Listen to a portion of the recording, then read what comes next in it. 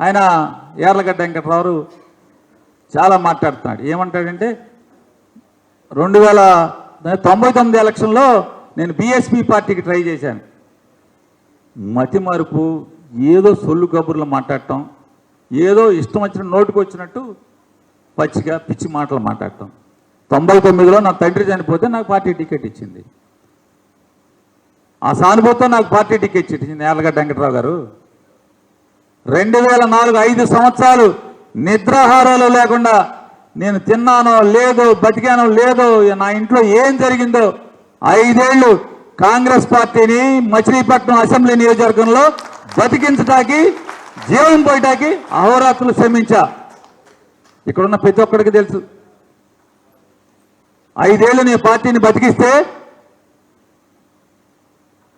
ఒక ఎంపీ గారు, వ్యాపారస్తుడు బాడికి రామకృష్ణ గారు ఎంపీగా వచ్చి ఆయన ఎవడో చెప్పుడు మాటలని, పేరు నాని కాదు ఇంకెవడికో టికెట్ అంటే, ఇక్కడ ఉన్నటువంటి ఆ రోజు నాతో బతికినటువంటి, నాతో 99 నుంచి 2004 దాకా తిరిగిన ప్రతి కార్యకర్త పార్టీ టికెట్ రాకపోతే నువ్వు పోటీ చేయాల్సిందే అన్నారు.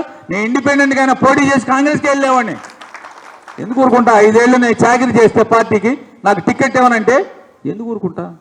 గద్దె రామ్మోహన్ ఎవరో, ఇవాళ ఈ జిల్లాలో గద్దె రామ్మోహన్ ఎవరో పార్టీ టికెట్ ఇవ్వకపోతే కదా ఇండిపెండెంట్గా పనిచేశాడు, ఇండిపెండెంట్గా పోటీ చేయలేదా?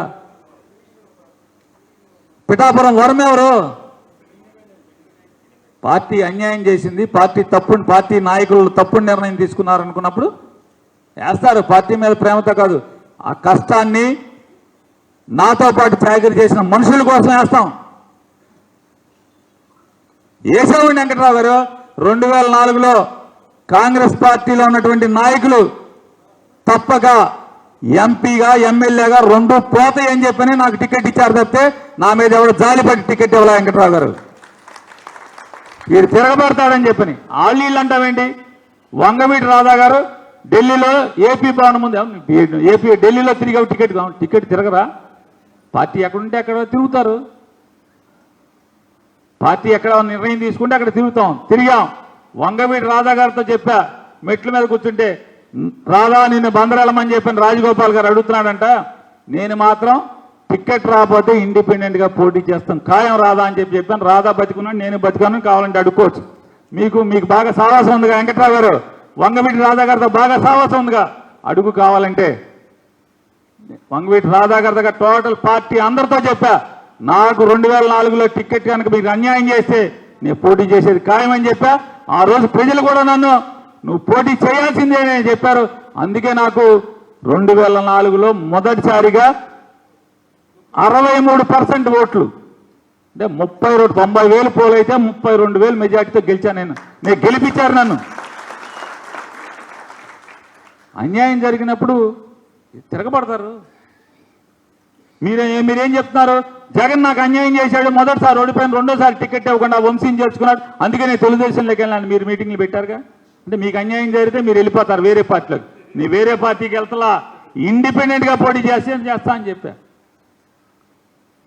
ఇంకోటి ఏదో బీఎస్పీ అన్నారు. నువ్వు నా కోసం, నా దగ్గరికి సలహాల కోసం రోజు తిరిగినప్పుడు, యార్లగడ్డ వెంకటరావు గన్నవరం ఎమ్మెల్యే గారు, నువ్వు రోజు రాజకీయాలు ఎలా చేయాలి, ఏం చేయాలి, ప్రజల్లో మన్నలు ఎలా పొందాలని చెప్పని బందర్ R&B గెస్ట్ హౌస్ కావాలంటే వాచ్మెన్ గారు బతికే ఉన్నాడు, ఇంకా రిటైర్ అయిపోయాడు కానీ బతికే ఉన్నాడు. నాగరాజు అతని పేరు. నాగరాజు నాడు ఎన్నిసార్లు నువ్వు R&B గెస్ట్ హౌస్ నా కోసం వచ్చి కూర్చున్నావు నువ్వు?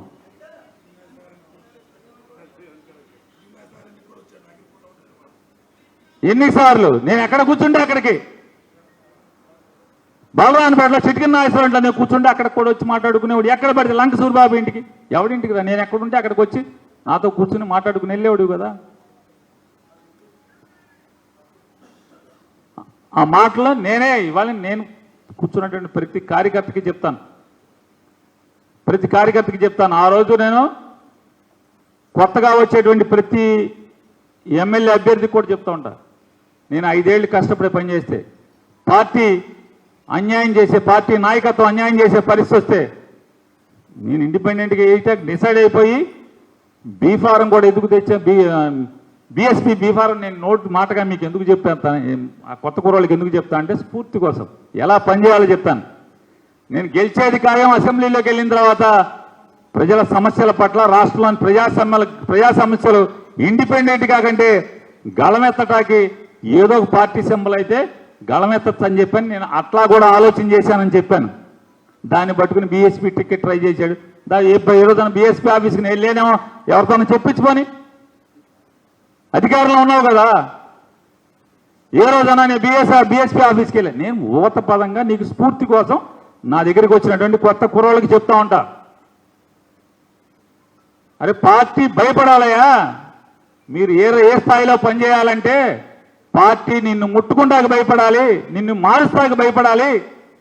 నా వార్డులో నాకు ఉన్నటువంటి పంచాయతీల్లో ఉన్నటువంటి లేదా మున్సిపాలిటీలో ఉన్న వార్డులో కూడా చెప్తా, అరే బాబు నిన్ను మార్చటానికి నీకు టికెట్ ఆపటానికి నేను భయపడాలి పార్టీ పోద్దని. ఆ స్థాయిలో మీరు పనిచేయండి, ప్రజల్లోకి వెళ్ళండి అని చెప్తాను ఎప్పుడు. తప్పేంటి అంటనా, నేనేది దాయిలా ఏది దాయని కూడా వెంకటరావు గారు అన్నీ చెప్తా బహిరంగంగా.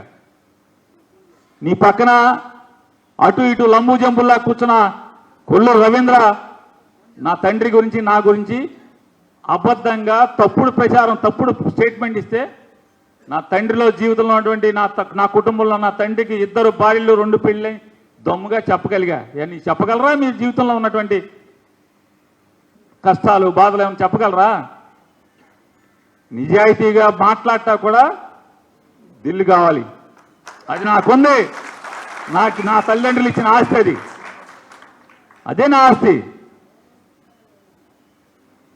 తప్పుడు మాటలు ఎదవ మాటలు నోటికి వచ్చింది మాటలు మరి నేను ఎందుకు పనికిరానివాడు కదా. నేను మరి అన్నప్పుడు మా నాన్న చాలా మంచోడు కదా, మా నాన్న చాలా గొప్పోడు కదా. మరి సలహాలకు మా నాన్న దగ్గరికి వెళ్ళొచ్చుగా, నా దగ్గరికి ఎందుకు వచ్చావు? కాదయ్యా, మా నాన్న అంత మంచోడు అంత గొప్పోడు కదా, నేను చెడ్డోని కదా. మరి మా నాన్న దగ్గరికి వెళ్ళి తెచ్చుకోవాల్సిన సలహాలు నా దగ్గరికి ఎందుకు వచ్చారంటనా? గతం మర్చిపోవద్దండి ఏం చెప్తున్నాను నేను. ఎంతసేపు నోటుకు వచ్చింది నేనేం చెప్పాను? నీ ఆస్తి ఏముంటే నాకెందుకు? 100 కోట్లు 1000 కోట్లు ఉంటే 3 సార్లు తింటావు, 3 సార్లు వెళ్తావు. నాకేమన్నా అవసరమా? నీ ఆస్తి ఉంటే ఆస్తి లేదు. డబ్బును బట్టి విలువ కూడా పేరు నాని గుర్తుపెట్టుకోండి. మీ వ్యక్తిత్వాన్ని బట్టి స్నేహాన్ని బట్టి విలువిస్తాం. మరి నా దగ్గర డబ్బు లేని వాళ్ళు అందరూ కూడా నాయకులు. ఇక్కడ రోజు ఇంట్లో ఏం కూర ఏంటి, అన్నం ఏంటి, బియ్యం ఉన్నాయా లేవా అని ఎత్తుక్కునే వాళ్ళే వాళ్ళు నా దగ్గర కార్పొరేటర్లు, పంచాయతీ సర్పంచ్లు. డబ్బున్నోడికి ఎవరికి నేను పొరపాటున పడి ఇంట్లో తెచ్చి టికెట్లు ఇవ్వలే ఎప్పుడు. పిల్లల ఫీజుల దగ్గర నుంచి అన్ని బాధలు పడుతూ ఉంటారు. కానీ నా దగ్గర వాళ్ళు మేయర్లు అవుతూ ఉంటారు, కార్పొరేటర్లు అవుతూ ఉంటారు, ఎంపీపీలు అవుతూ ఉంటారు, ఎంపీటీసీలు అవుతూ ఉంటారు, జెడ్పీటీసీలు అవుతూ ఉంటారు.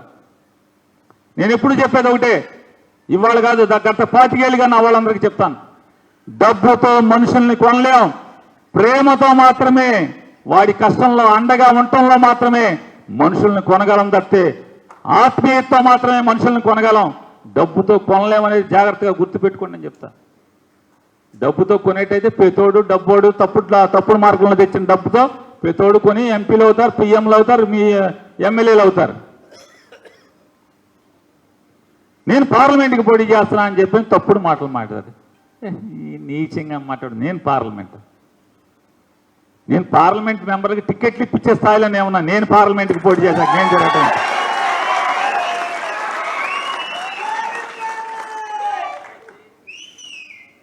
జగన్మోహన్ రెడ్డి గారు 2024లో నాని తప్పదాన్ని నువ్వు నుంచోమంటే కూడా నేను నుంచోనన్నా. ప్రకటిస్తాను నాని అన్నారు. సార్ మీరు ప్రకటిస్తే పేరు మార్చుకోవాల్సిందే చెప్తే నేను నుంచోనన్నా. నేను నుంచోనన్నాకే ఆయన 2వ ఆలోచన చేశాడు పార్లమెంట్కి. ఇప్పటికీ నా నాయకుడు మా గవర్నమెంట్ ఓడిపోయిన తర్వాత కూడా నువ్వు ఎమ్మెల్యేగా ఎక్కడొక్కడ పోటీ చేయి లేదా ఎంపీగా పోటీ చేయమంటే కూడా నేను చేయను. ప్రత్యక్ష ఎన్నికల్లో నేను ఉండనని చెప్పాను. ఉన్నాను సార్ అని చెప్పా జగన్మోహన్ రెడ్డి గారు. నేను పార్లమెంట్ చేయటువంటి సిగ్గుసారలాగా మాట్లాడేప్పుడు కొంచెం అవతరోడు వ్యక్తిత్వం ఏంటి చూసి మాట్లాడాలి. పేరుని నాని అనేవాడు నామినేషన్ వేసి ప్రత్యేక ఇల్లు తిరిగి ఓటు అడగటం, ప్రజలను ఓటు అడగటం జరిగేది లేదనేది గుర్తుపెట్టుకోమని చెప్పని తెలుగుదేశం ఎమ్మెల్యే వెంకట్రావుకి చెప్తున్నా. ఇకపోతే మీరు అన్నారు మా పార్టీ టికెట్లు ఇతను చెప్తాడంటాను. మళ్ళీ తమ్ముగా చెప్తున్నా, లోకేష్ గారు, చంద్రబాబు నాయుడు గారు మీ ఇద్దరు టికెట్లు ఎత్తేయటం ఖాయం. రాసి పెట్టుకోండి ఈ మాట. కొల్లు రవీంద్రకి, మీ పక్కన ఉన్న సుభాష్ కూడా తెలుసు ఈ మాట. ఇన్ఛార్జ్ మినిస్టర్ సుభాష్ కూడా తెలుసు, కొల్లు రవీంద్రకి కూడా తెలుసు. డ్రామాలు ఆడుతున్నారు మీ ఇద్దరు. నిన్ను పెట్టుకుని నన్ను తిట్టేసాక వాళ్ళు తిట్టలేక నిన్ను పెట్టుకుని నీ నోరు బాగా చెండాలని చెప్పని నిన్ను పక్కన కూర్చోబెట్టుకుని అటు ఇటు చేరి నన్ను తిట్టిస్తున్నారు. నువ్వు తిడటం వల్ల, నువ్వు తప్పుడు మాటలు మాట్లాడటం వల్ల వెంకట్రావు గారు నా రోమం కూడా ఊడేది లేదు.